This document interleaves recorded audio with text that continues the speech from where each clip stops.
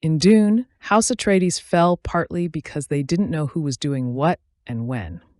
That's bad project delivery, my friends. Let's make sure your next project doesn't get ambushed on Arrakis. In a nutshell, a project delivery method defines how your project is designed, built, and who's responsible for what. Or, if you like shortcuts, it's just how the team is structured. In this video, we're going to break down 5 common types of project delivery methods: design bid build, CM agency, CM at risk, and IPD. We'll explain each one with a focus on a simple question: how many contracts are involved and who signs them? Let's jump in. 1. Design bid build, DBB. This is your classic old-school method.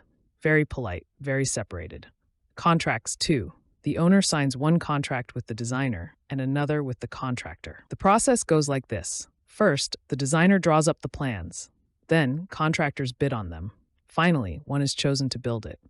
But here's the catch. The designer and contractor don't talk to each other. If something goes wrong, they might just point fingers, like siblings blaming each other for breaking the TV. Simple, familiar, but slow, and sometimes a bit messy.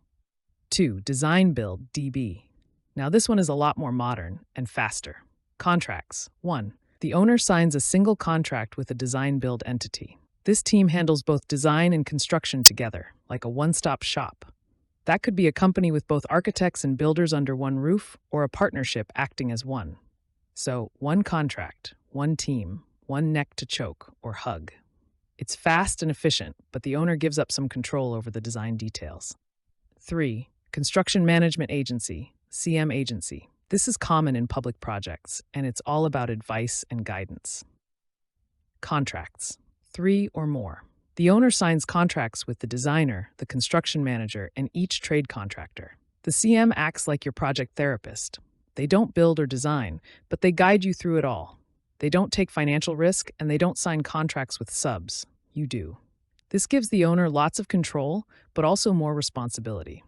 You're basically the conductor, and the orchestra manager, and the ticket seller. Number 4. Construction Management at Risk, CM at risk. This one feels a lot like design build, but it's different. Contracts. 2.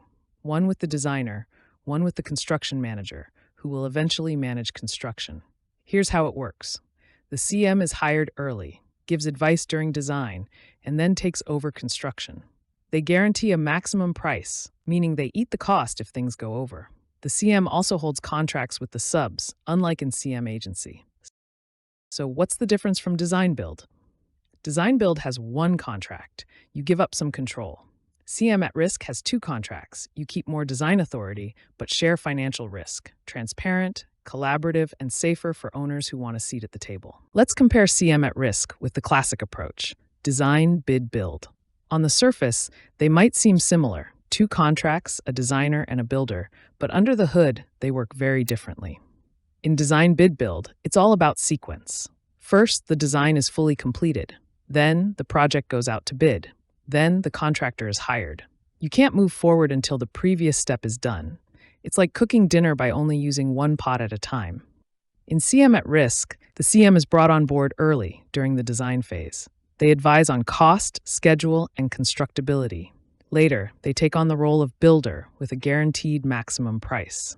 That means you're building the plan together, like prepping the whole meal with a sous chef helping from the start.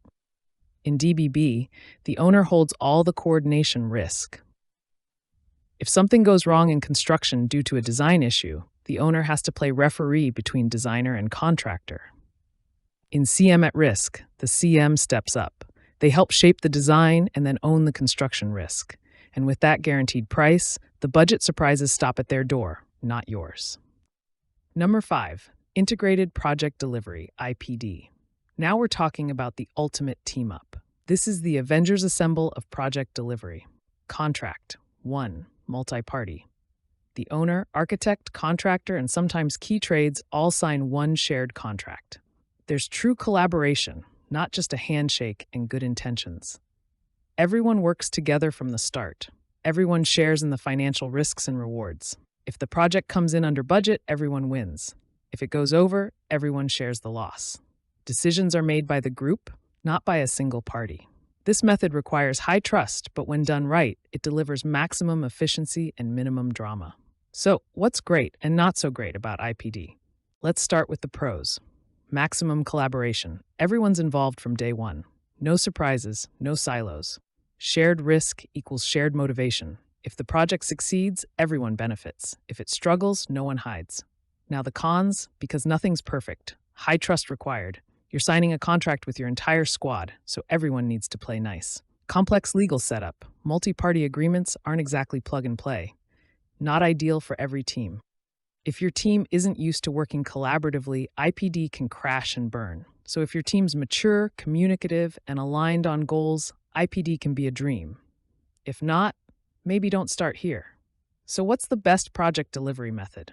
Well, it depends. Each one has its pros, cons, and best fit scenarios. But if you remember who signs what and how many contracts are involved, you'll already be ahead of most people in the room.